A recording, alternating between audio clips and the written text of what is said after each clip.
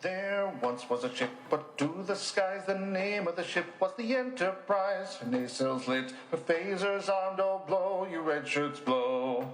Soon may the flagship come, bring us Survey tea and Orion rum. One day when the scanning is done, engage and boldly go. Hello everybody, welcome to the Star Trek Wars Council Roundtable Movies Edition for Star Trek VI, The Undiscovered Country. So we've reached the end of the original series films. We're going to find out what we all think of it. I'm Senior Council Member James King. Joining me for this one are Lainey. Hi. Alex. Hello. And Joe. They'd give me good money to shut up, but they won't.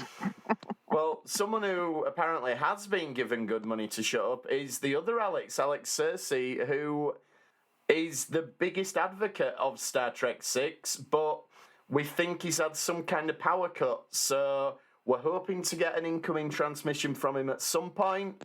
Whether we do or not, we just don't know. But the rest of us are going to have a chat about Star Trek VI. So we'll do what we usually do and talk about how we first came across this one. Joe, have you seen this one before? Yes, several times. Ooh. I cannot remember when I first saw it because, as you know, memory of a sieve. But I do remember. Yeah, I do remember very much liking it, and I still do very much like it. And you're getting a bit of a succinct one from me because, as I said, if I story to tell, I'd tell it, but I don't, so I won't. Fair enough. Lainey, what about you? This is the only one I've seen in the cinema. Ooh. And there's a bit of a story. Well, it's not that exciting. I'm building it up to be something it's not. So we went on a family trip to the cinema, and I do believe we were going to see some poxy Bambi or something. And my dad was going to slip off and watch Star Trek VI. And I was like, hold on. Why can't I watch Star Trek VI? I like Star Trek. And looking at the dates, I must have only been like 8.5. So I went with my dad to watch Undiscovered Country. My sister and my mum went and watched some crappy Disney film. So yes, I have very distinct childhood memories of pink floaty blood. Yeah. Give me a second. I don't, Lainey, I'm just going to work this out. So when was Star Trek 6 released? I think Joe. Was it 1991, 92? 91. 92, right. So if we now look at Disney films. Oh, just. Oh, okay. I thought he was trying to okay. work So out do a how bit of old research. you were, but no, he's trying to find out which film it was. It was released. You said it was going to be a Disney film. I'm like, well, we're going to have to see about that. I mean, I'm sure it was Bambi, but I might have just inserted They used to do like re-releases, didn't they? Every few years they'd re-release a classic one. And here's the thing. If you saw it in about November of 1991... No, because it was released in the UK February 92. I checked that earlier. Oh, February 92. Okay, well, let's have a look then. Oh. February 92. Right, yes, okay. Well, I mean, if it was Disney thing... February 92... last thing that was released since then would have been Beauty and the Beast. That might have been that. Now that's a good film. Yeah, I'd put Beauty. Oh, I don't know. Would I put Beauty and the Beast over Star Trek VI? That's so difficult. Oh, I'm not saying that. I'm just pointing out that it is a good film. It is a good one. Oh, that's tricky. We might have to add that to his big list at the end. Anyway. Alex, what about you? When did you first see this one? I don't remember exact year, but it was definitely after I watched all the other ones, So I watched everything else, and I was like, well, gotta watch this one now. Next in line. Keep going down the list of things to watch. Yeah, you see... The enthusiasm is just dripping from you. This is the thing with Alex, by a decent margin being the youngest person here, like, they will have all been available when you came round to watching them, whereas, we had to wait for these to come out. Like, I first saw... How old are you, Alexandra? Can't ask a lady how old they are. I thought they reboot Star Trek's in theaters, because you know, those all came out when I was like, you know, an actual person. But Gosh, you are young. I am young. So I saw it, and yeah, I've mentioned before how we saw them on pay-per-view boxes in America, and weirdly I saw Star Trek V one time when we were on holiday, and then we must have gone again a few years later because it was Star Trek 6. So yeah, much the same as with Star Trek V. I'd been out at Disneyland or Disney World, Florida, isn't it? And then yeah, came back, watched this in the hotel. And yeah, enjoyed it. Had it taped off Sky. Used to watch it in my general sort of rotation of films that I watched as a kid. Do you remember any of the adverts? From Star Trek 6? Yeah. No, because we had it taped off Sky and Sky didn't have adverts. So. Oh, what a shame. There you go. You see? Yeah, there's. I mean, it's better for your viewing for leisure, but on the other hand, all those memories, all that esoteric.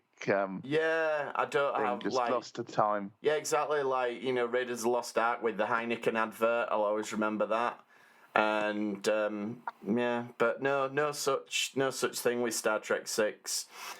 Just taped off Sky. I think I taped it one morning or afternoon. It was on quite early. I think we went to the garden centre. This is so specific. No, we do. We have this. Well, everyone remembers going to the garden centre. But does your garden centre have a little train? You see, if my garden centre had a little train, I'd be actually tempted to go. There you go. But it doesn't, so well, that's why I went to my garden centre, because it had a little train that took you round the outside. Oh, that's sweet. I like that. Yeah. I wish I had one of those. So that was. It was. I don't know where to put it. I mean, I don't really have space in the garden for a train. No, well, you need a bigger garden. I would accept that. I think my parents would be cross with me. What if you just had a little train in your back garden that you just sat on? We'll get you a little gnome hat. I'm just saying, no, but if you can have like a good enough connection, I could just put my laptop in it and I'd just go round and round the garden while I was at work. Maybe that would actually keep like. Yeah, that'd be pretty cool. You'd probably get on the news. You'd probably be on that section at the end where once they've done the local news. Yeah, once they've done all the main stories, they're like, and here's a guy who's got a little train in his garden. I think the Ministry of Justice would rather fire me at that point for bringing them into disrepute if that ever happened. No government people get fired for anything in disrepute. Oh, no. Of course not. No, never. Know that from this week in British politics. Anywho, we won't bore our American listeners too much with politics. We'll bleep out the name of the person that Lainey just mentioned. No, we won't. You know what? 'Cause he's admitted it. He's admitted to it. Yes. Anyway, so what are we going to do? We're going to talk about pros. Any volunteers to go first and tell us the pros of Star Trek 6? I think we need to pick on Alex just because she's shaking her head. This is where Alex Cersei would have then done... This would have been the rest of the show. We could have had the night off, but he's not here, unfortunately, so... Go on. Alex Lisa, you can replace Alex Cersei for this one and tell us your pros for Star Trek 6. So, about that, the thing is... The music is musical.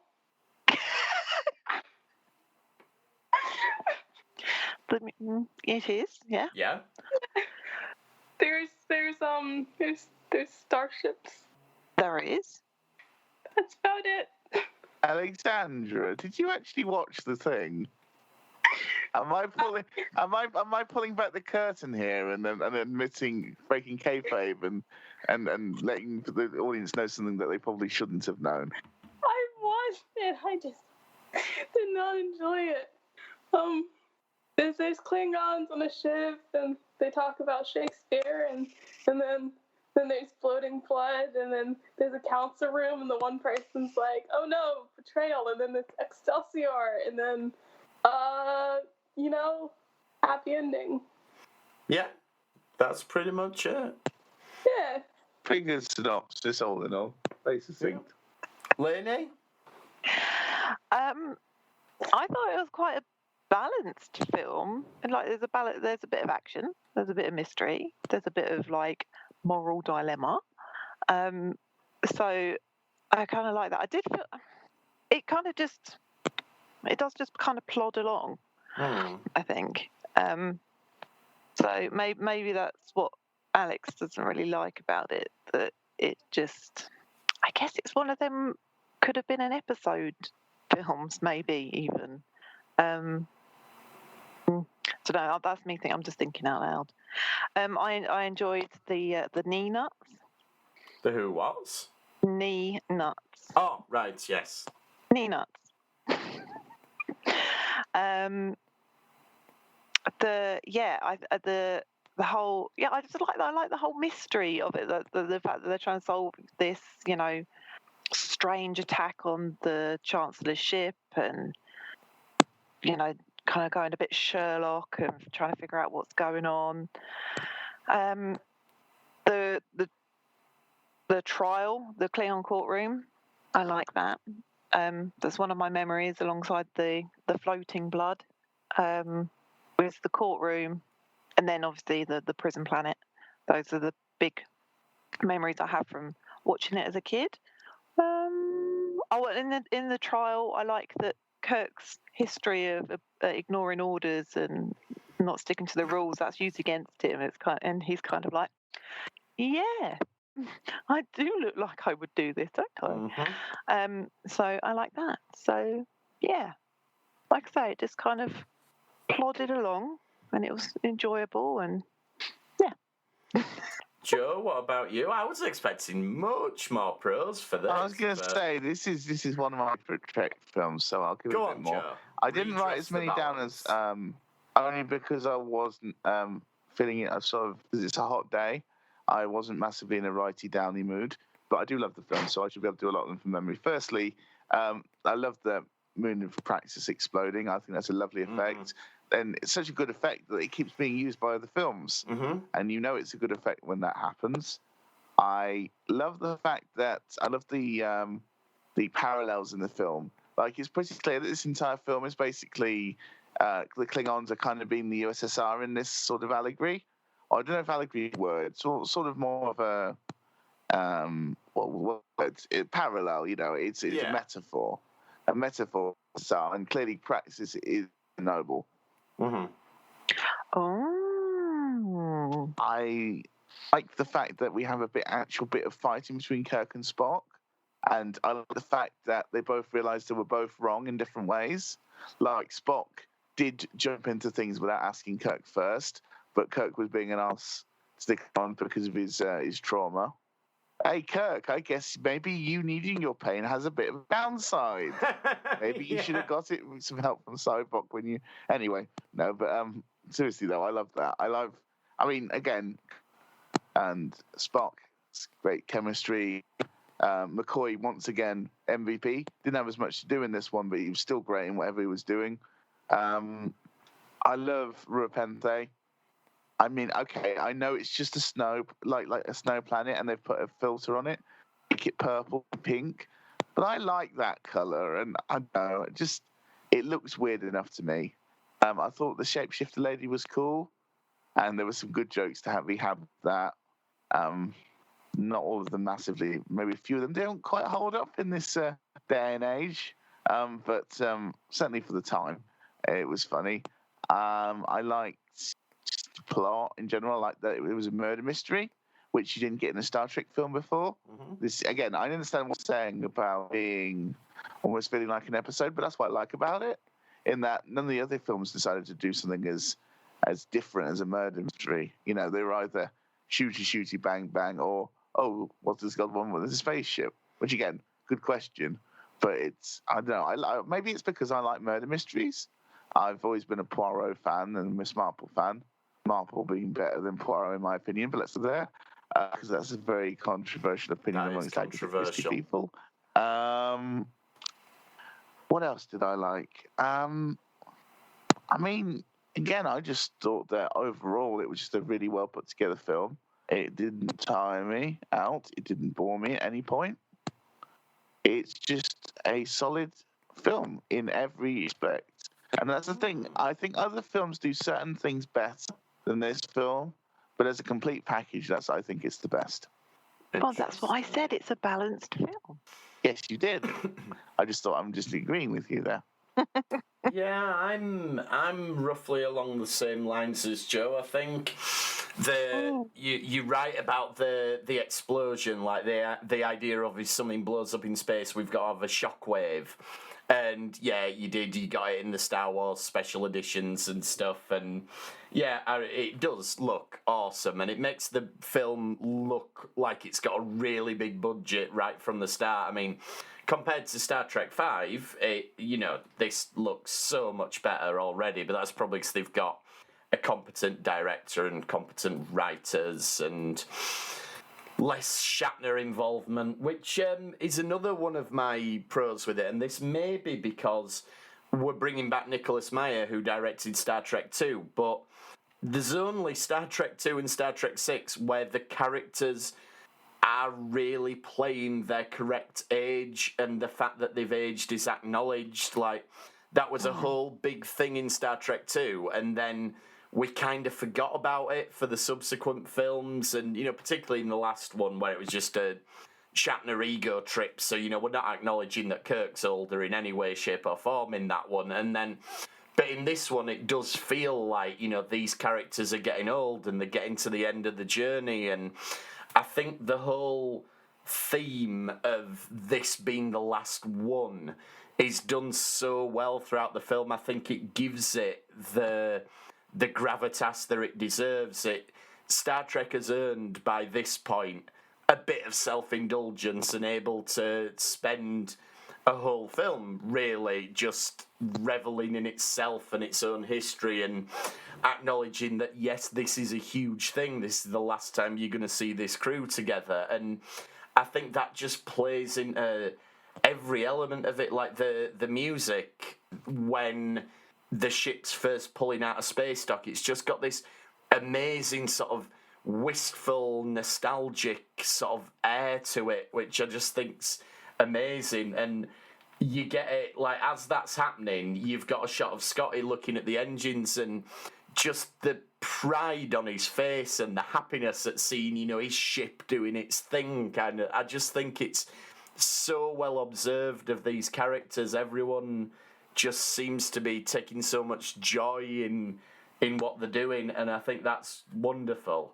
Other character stuff, I love how you have the central three, but they break them into duos for much of the film, so you get Kirk and McCoy have the little adventure on the planet, and then Kirk and Spock have like a long talk in Spock's quarters when they're on the way to Camp Kittimer, and then Spock and Bones work together on the torpedo at the end, and I just like how it reinforces the bond between the three of them by showing them working, individually and in groups of two and everything. I just think that's really, really well done, and it's nice that in the films we usually concentrate so much on Kirk and Spock, but to spend a moment to have McCoy and Spock to have their little moment where it's one of the only times really that they're both sort of acknowledging each other's skills. Like, Spock says, "Oh, McCoy, I need your help doing surgery on a photon torpedo," and he's like, "That sounds fascinating." Yeah, he says fascinating. So it's just this lovely sort of acknowledgement of the friendship between them. So I think that's really, really good. I think Valeris, and we'll come to Valeris in my cons as well, but I do think they do a really good job of making it feel like she's always been part of this crew, because you should be able to go straight away, oh, she's going to turn out to be a scummer because she's the new person on the crew, so of course it's going to be her that's the bad guy. That should be absolutely blaring, and it should be right in your face, and it should be so obvious. But somehow it isn't. Somehow it does feel like she's been part of this crew, and I think they do a good job of establishing that her and Spock have this prior relationship. I think I was going to say that's probably what it is, because we trust Spock. Yes. Spock trusts her. We trust her. Yeah. Yeah, you're right, I think, because Spock said, "Oh, I've known you from the academy," and you're like, "Oh, right, well, that's good enough for me, Mr. Spock." Mm-hmm. So, yeah, but I think they do a good job of that, to the point that, like, the first time I saw it, I didn't realise she was going to be the baddie, but, obviously she is.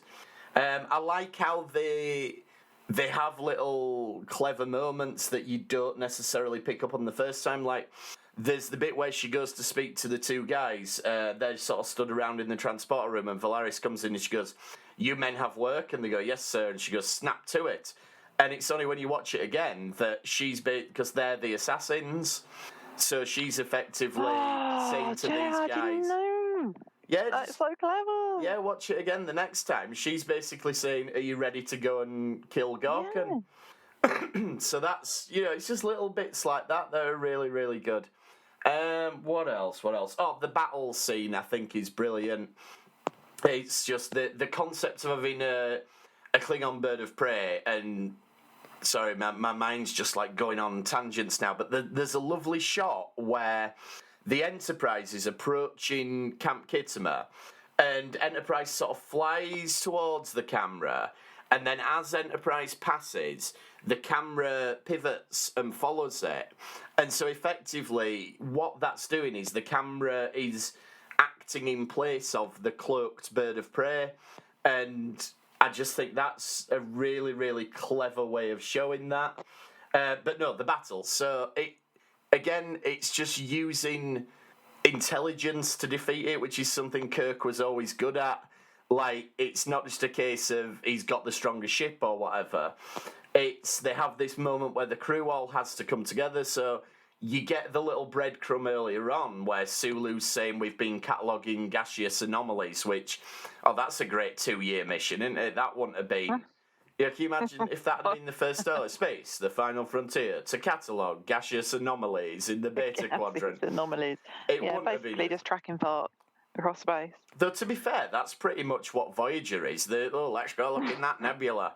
I don't know why Captain Janeway sounded like noted, disgraced Jimmy Savile there. But because it's a podcast with us in it. Yes, true. And that's you have to have. But she does do that every episode, doesn't she? She's like, "There's coffee in that nebula."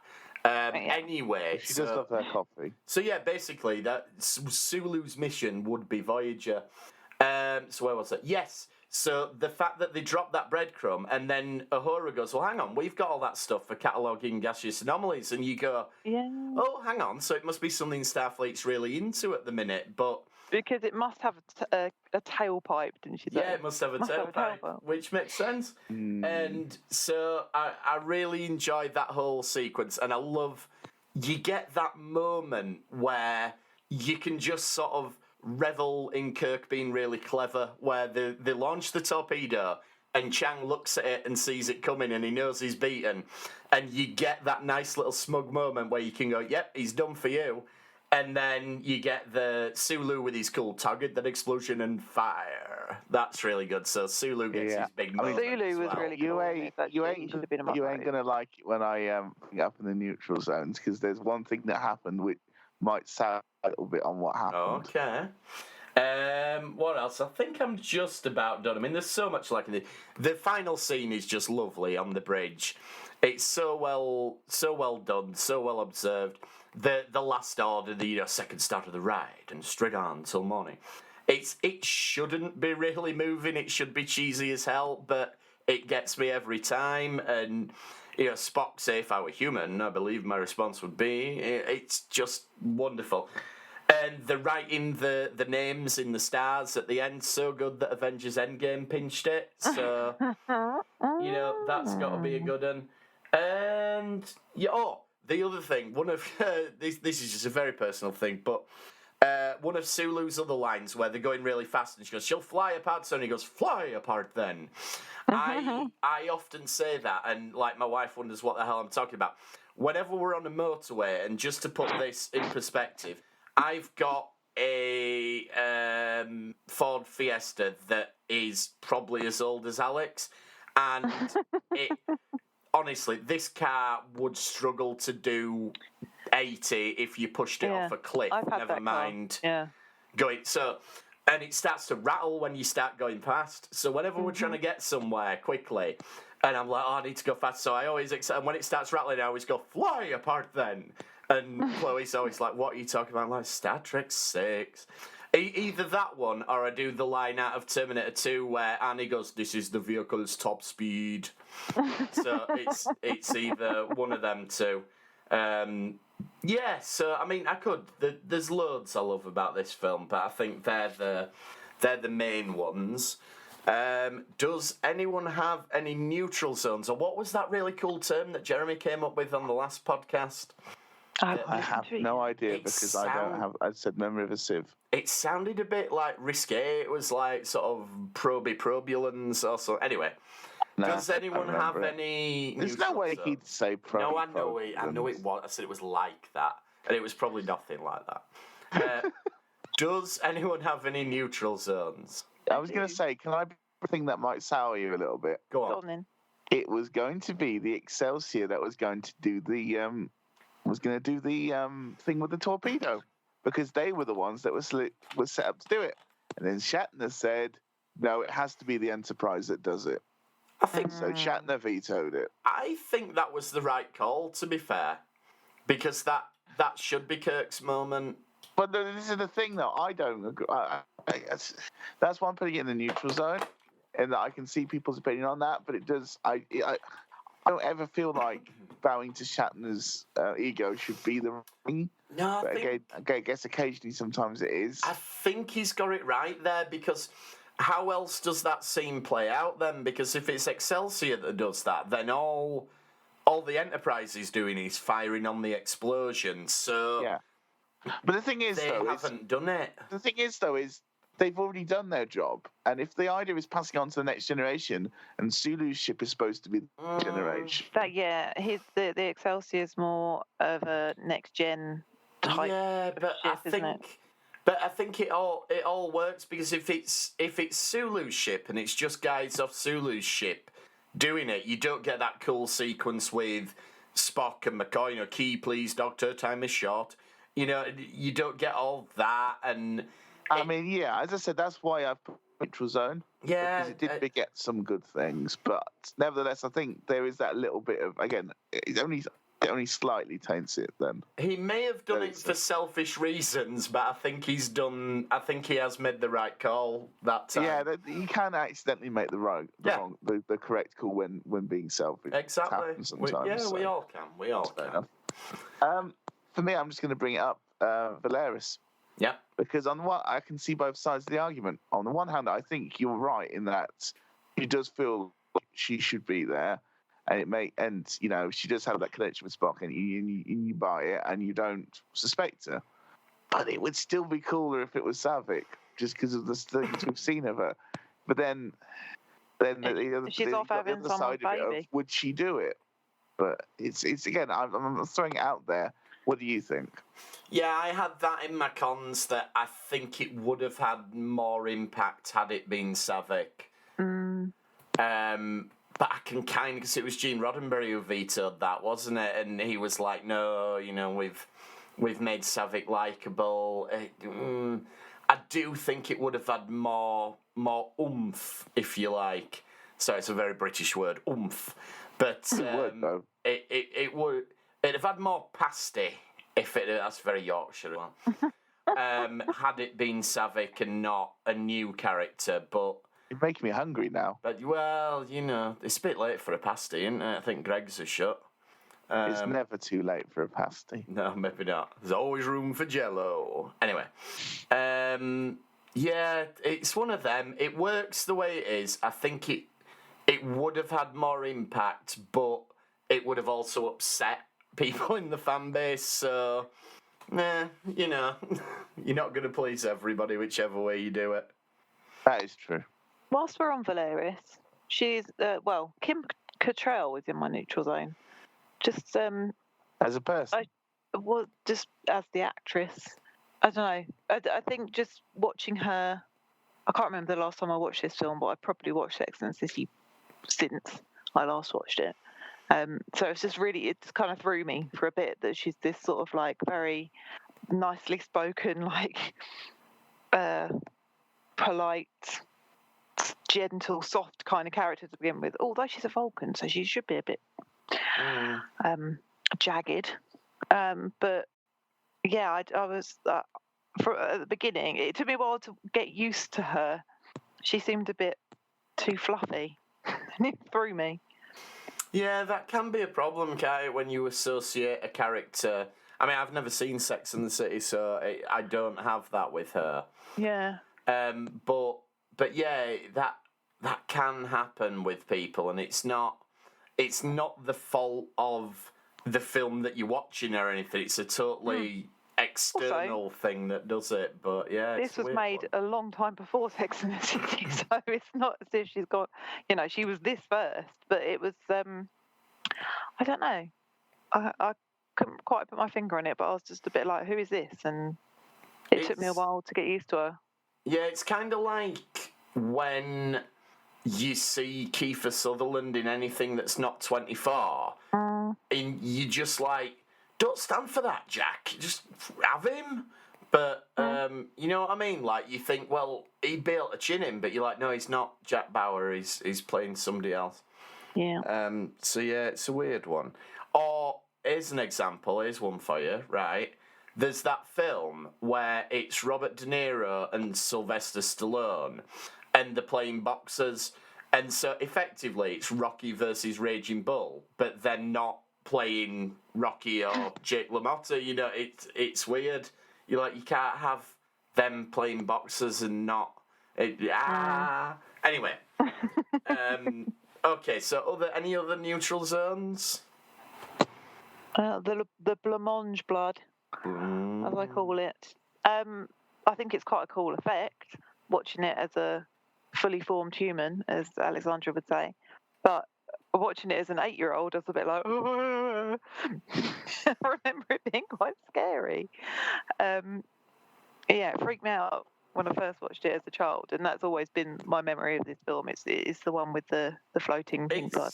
I don't think it's a bad CGI effect. Like, I mean, it's not amazing compared to some of the stuff we get now, but equally, I think it holds up against some of the stuff we get now, because the problem now with CGI is they'll do it for anything. They'll go, oh, we need a cup of tea in background in this scene. Do you want me to go get a mug of tea? Nah, no, mate. Just CGI it. Put it in post. And you're like, oh, come on. Can't we do anything practical? So you end up with this really rubbish-looking stuff, whereas I don't think this looks bad given the time it was. I think the only time it pulls you out of it is when I think it drops on the back of a dead Klingon. And it's clearly just paint.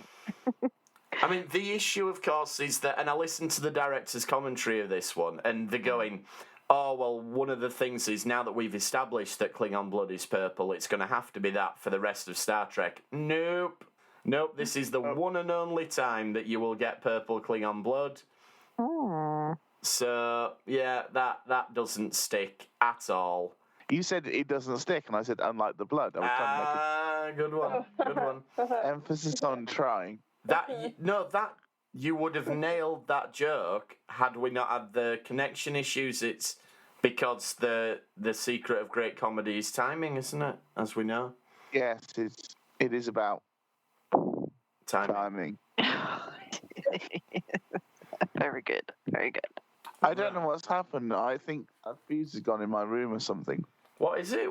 Is somebody systematically trying to take out the Star Trek Wars Council? Because it's clearly Admiral Cartwright. He's had it in for us. Or I'll tell you who else it could be, because I went to see this today. It could be John Cena with Fast and Furious 9. If it is him, we wouldn't see him.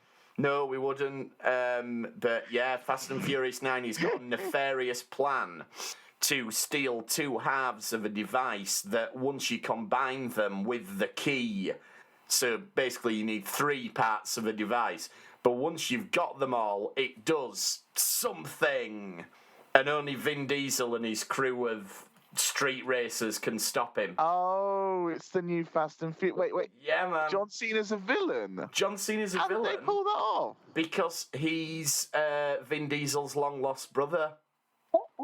Wait. How does that work? It just does. It's his brother. Well, there is a a line about how the Toretto bloodline is quite diverse. Okay. So they address it within the script. Don't you be implying that Fast and Furious They does hang a ludicrous lantern things. on it. It's all good. Exactly. It's all acknowledged. It all makes sense. No previously dead characters come back from the dead with little to no explanation. Making sense and Furious don't belong in the same sentence together. Trust me, this one, it is just, it's incredible. Mr. Han, as it was revealed from the trailers, is back from the dead. You will get an explanation. I don't even know who that is. Mr. Han is one of the pivotal characters of the Fast saga. Anyway, yes, but no, I highly recommend Fast and Furious 9. There's a little bit too much plot in it, but once you get rid of that rubbish and just crack on with silliness. Much plot. What have we come to as a species? Because sometimes you just want to go to the cinema and watch explosions. Because that's what it's there for. I'm sorry, I understand that in some ways, but for me, if you have to turn your brain off to like something, it's not good. No, I disagree. I think you can do that with certain things like the Fast and Furious film, because... What I mean is, I think that it has to be an and/or thing. Something can be just about clever enough and have lots of explosions. Of course it can, but equally, you can just enjoy something silly that has and the reason that I think too much plot is a con in Fast and Furious 9, or F9, as it's known in America, is because I do not care about the plot, so I just want them to get on with launching cars into space or whatever it is they're going to do next. And having all this rubbish about we'll have flashbacks to show how Vin Diesel got the way he was. I don't care. Come on. Anyway, it's not as if Vin Diesel has that much depth to him anyway. He does. He's great. He's Big Daddy Vin. Anyway, yes, so, cons. Who wants to do cons on Star Trek 6? Oh, hang on. I've still got a neutral zone. Sorry, Lenny. Carry on. I was going to say in my pros, but then I've moved it across to neutral zones, that they did use the other characters more. Well, other characters, I mean, like your Chekhov and your Sulu and your Uhura and Scotty. They do use them more, but very crowbarred a lot of the time. Like Valeris shoots the phaser in what I assume is the galley, and Uhura sort of runs in with the security men, and then Scotty's like, "Who the hell's firing a phaser?" It's a bit Benny Hill, just to try and get him in a little bit. Yeah. But at least they've tried to actually incorporate them this time round, which they didn't bother so much in 5. They did spell Uhura's name wrong in the credits, though. Did they? Yeah, she's down as Uhuru with a U. And I watched it the other day and I'm like, this is the restored director's cut. So you've gone and changed actual things in the film, but still left the credits wrong at the end. But never mind. Jim, did Benny Albajonois actually get a credit in your version or not? I don't know. He didn't actually. I didn't watch the credits that far, but yeah, that's because he's not in the theatrical cut, is he? The cut is seen. Well, no, because I'm pretty sure he's the one that's in the Klingon mask, pretending to be the Klingon that's shooting, and they just never admit that, so you don't know. But he played that, so technically in it. No, he makeup, is, but they don't credit him. There's a scene earlier on where he explains a battle plan. Yeah, he's out of mask in that other scene. So that's where you know who he is, and then when they go Colonel West, and that's when you. So it's only really in the director's cut that you know who he is. So yeah, it's a weird one. Still get credit though. Yeah, he should do, definitely. It'll be Screen Actors Guild rules or something. It's all very, very peculiar. I don't know. I would have to check whether he's on the credits there or not. But yeah, they've done a weird thing in this version as well, where when Spock's doing the mind meld, and he's saying the Romulan ambassador, Admiral Cartwright, it shows these really cheesy shots of who they are so that we know who they are. And I'm like, you didn't need to put that in. That's really rubbish. Why have you done that? But anyway. Speaking of the mind meld, that's the top Yes. of my cons. Go on then. Or the mind rape. Yeah. Now, this is another one of my distinct memories of watching it as a kid. But obviously, when I was 8, I didn't realise why that made me so uncomfortable. But it is very rapey. Yeah, it is. It's one of Very them rapey. that it didn't bother me that much as a kid, but as I get older, definitely. You see, Of course, I'm mind gonna- melts and mind rape. Yeah. I mean, I see where you're coming from, but on the other hand, it doesn't portray it as a good thing.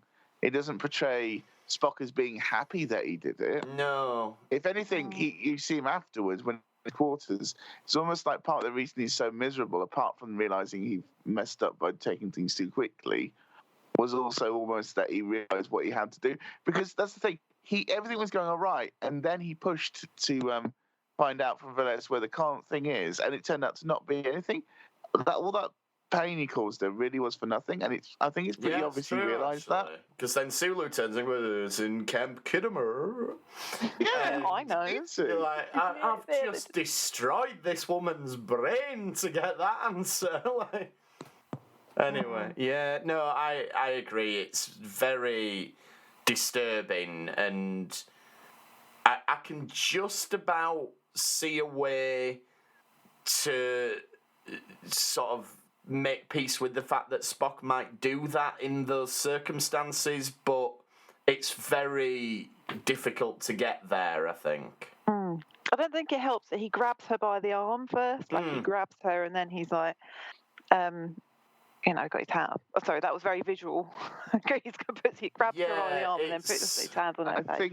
I think for me, if they'd have, if someone possibly objected, and then Spock had to say something like it's the only way, or Kirk says it's the only way, make it clear they're not happy about having to do it, it'd still be iffy, but at least we'd know that they intended it to be iffy. I think it's clear that it's intended to be iffy, but Lainey, I think you make a really good point there. Look, the fact that he physically restrains her, it blurs the line between the metaphor and the. Do you know what I mean? Making it that physical, And you got all the entire bridge crew is just watching on as well. But then that's the second time as well. When they think the man with the big feet is the assassin, and there's a load of people standing there waiting for him to be accused.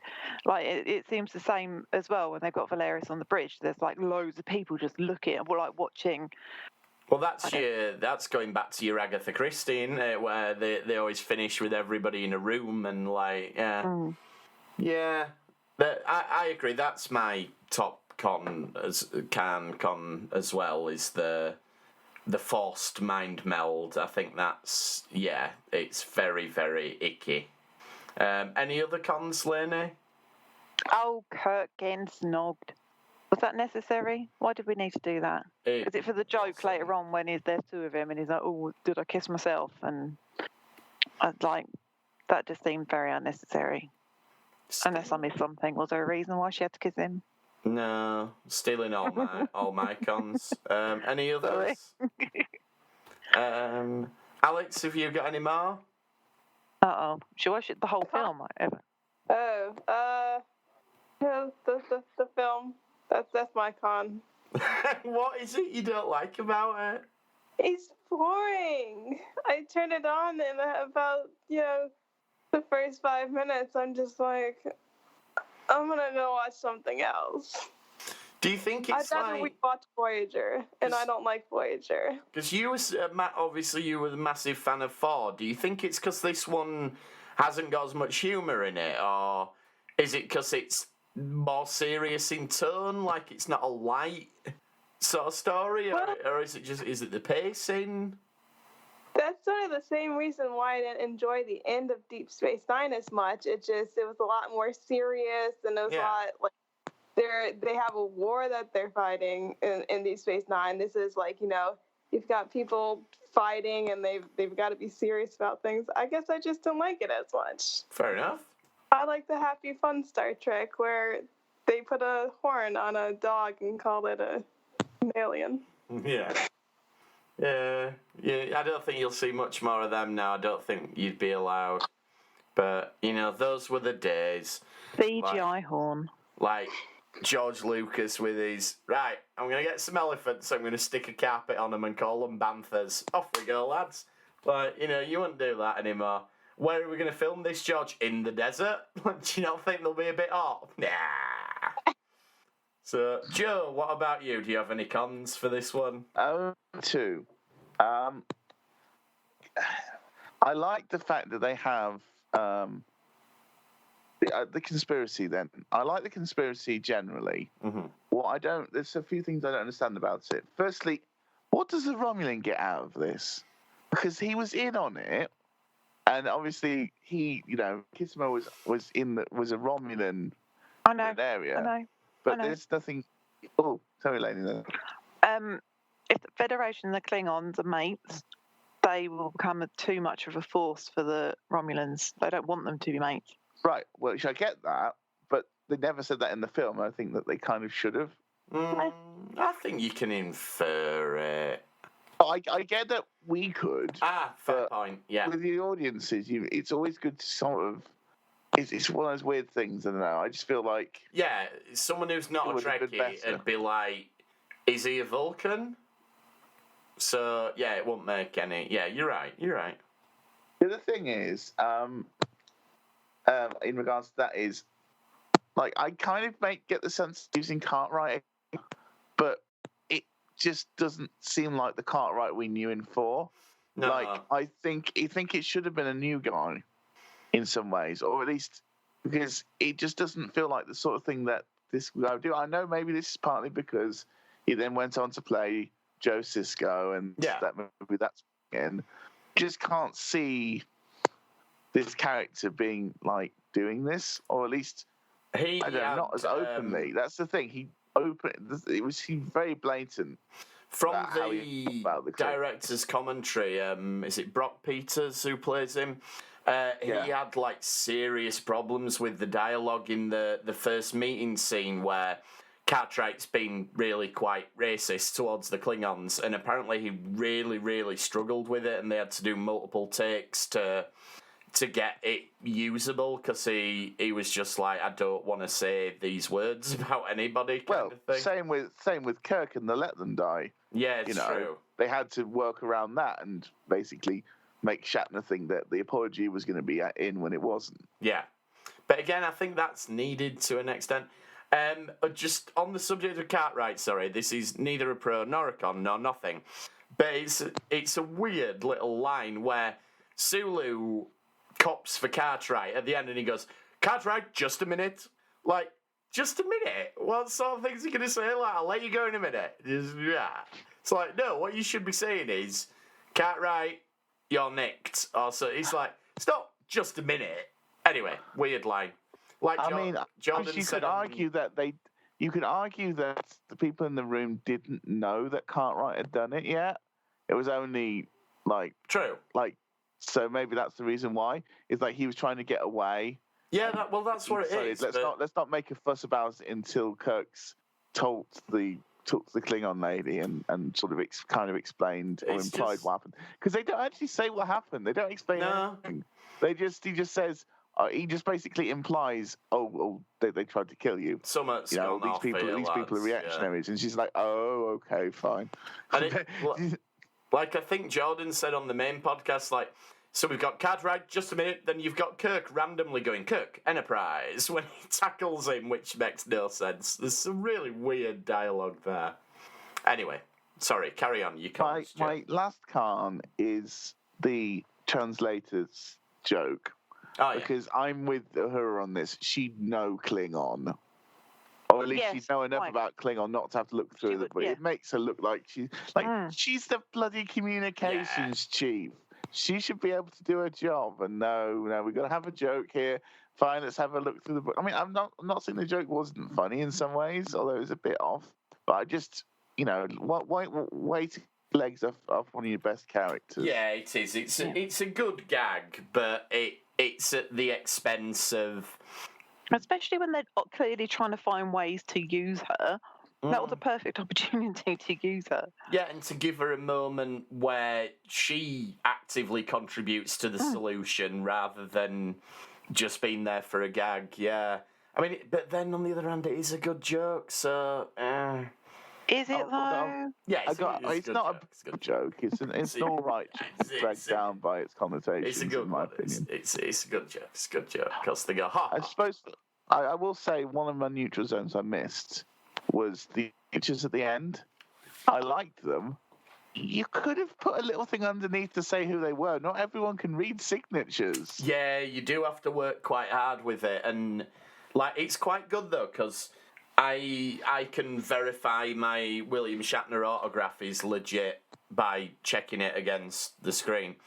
Also, I got it from him in person, so yeah, I don't really need to. I was going to say you kind of don't need to. It's a fair point. It's a fair point. Whereas, but, I mean, again, you can't because I really like this film. Yeah, I'm the same. I mean, mine have been covered. I agree with Lainey about Kirk getting kissed by the changeling woman. Like, I think the whole Rora Penthe bit's a bit too long. And I think the reason it's too long is because we have to have this thing of, oh, look, Kirk gets to do one of his fights and Kirk gets to get it on with the woman. And it's like, oh, come on, you're too old for this stuff. Not at least we had the joke at the end, though, people shouldn't have romantic liaisons on Sandor. Yeah, true. I mean, it's just, I just feel it's unnecessary. You get Bones going, oh, what is it with you, sort of thing, and so it's a bit of a nudge wink to the audience, but I just didn't need to see it, and it's obviously an ego thing for Bill Shatner, because it's like, I'm not going to take it away from him. He was a looker in his day. He's past his day at this point. I'm sure he's very attractive for his age, but it's got to that point where it's like, no, I don't believe that these young women are all throwing themselves at you, and no, that feels like a Shatner insertion into the script. So, yeah, that was one of my cons as well, and the other one was about it not being Savick, which I think we've wrestled with that. So. Picking up communication, sir. Hi, this is Council Member Alex Searcy. Thank you to Jeremy and to James King for allowing me to record this to add to the Star Trek 6 Roundtable. I had a real unfortunate, monsoon that caused our power to go out and my phone died and I didn't get power back until after they had recorded. In short, Star Trek 6 is my favorite Star Trek movie. I think Shatner knocks his performance out of the park in this. I think it's his best performance out of the movies here. He's really strong and full of conviction in everything he does. His scene with Spock after the briefing in the beginning, his opening log, and just the things he says. They're animals. Don't trust them. Don't believe them. How on earth does history get past people like me?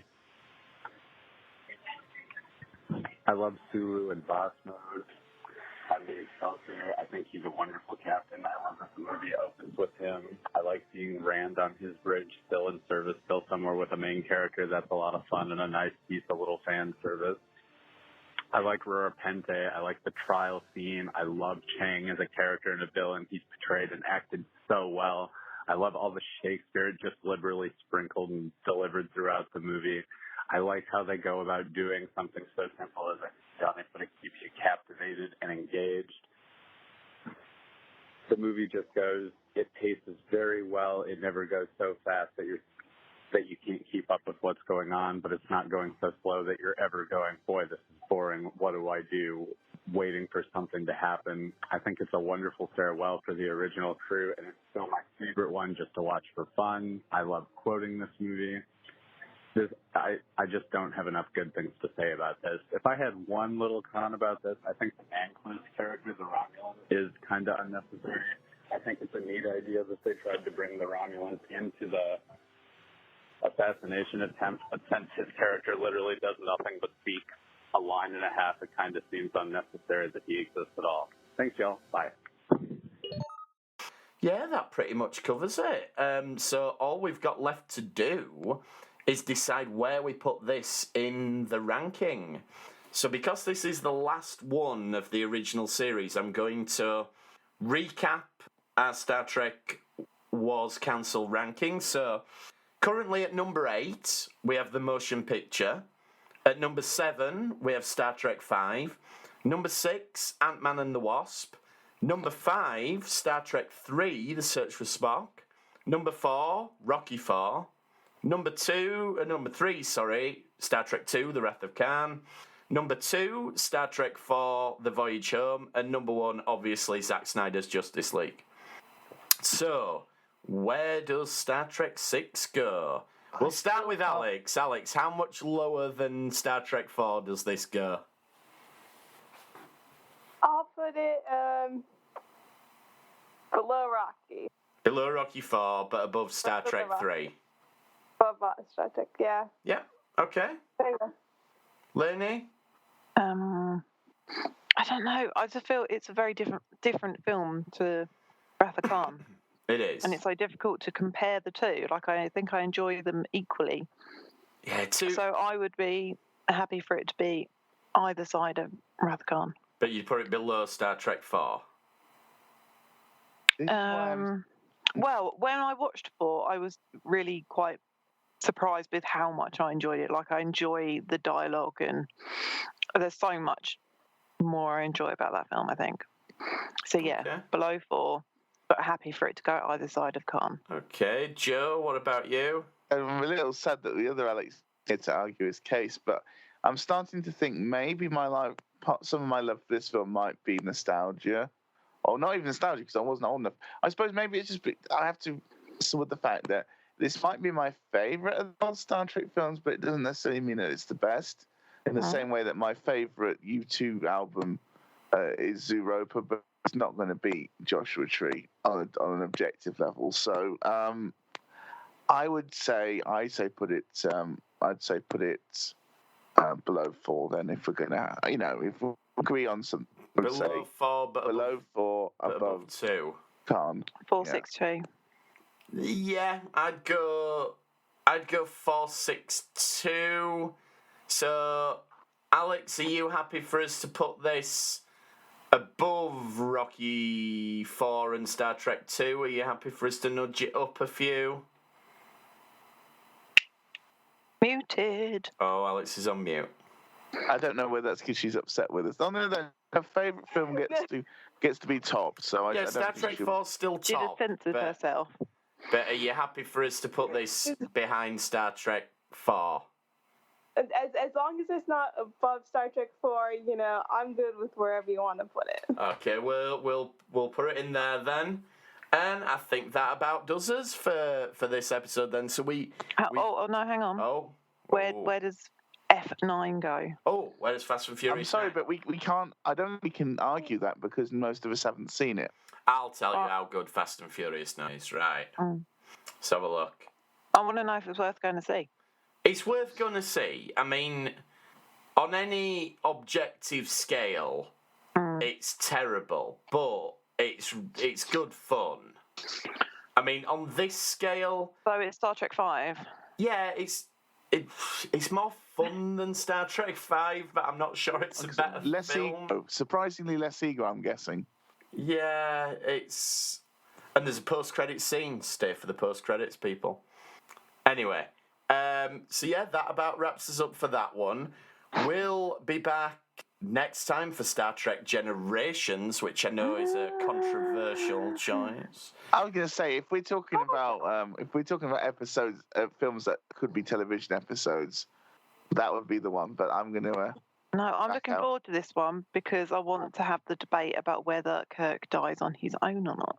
I will say, regardless of how we turn out on Generation, it's going to be a fun one to be on. Who was on it? I think I might not be on that one, but whoever it is, I hope they have a good time. We shall see. But yeah, let us know if you want to take part in any of the upcoming roundtables. There aren't that many left. We'll keep doing these as long as the guys keep letting us do them. They haven't sacked us off just yet, so we seem to keep getting away with it.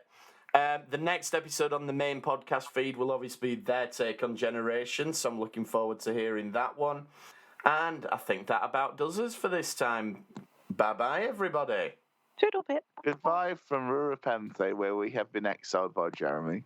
It's cold. There once was a ship put to the skies. The name of the ship was the Enterprise. Her nacelles lit, her phasers armed, oh blow, you red shirts blow. Soon may the flagship come, bring us Earl tea and Orion rum. One day when the scanning is done, engage and boldly go. Up your shaft.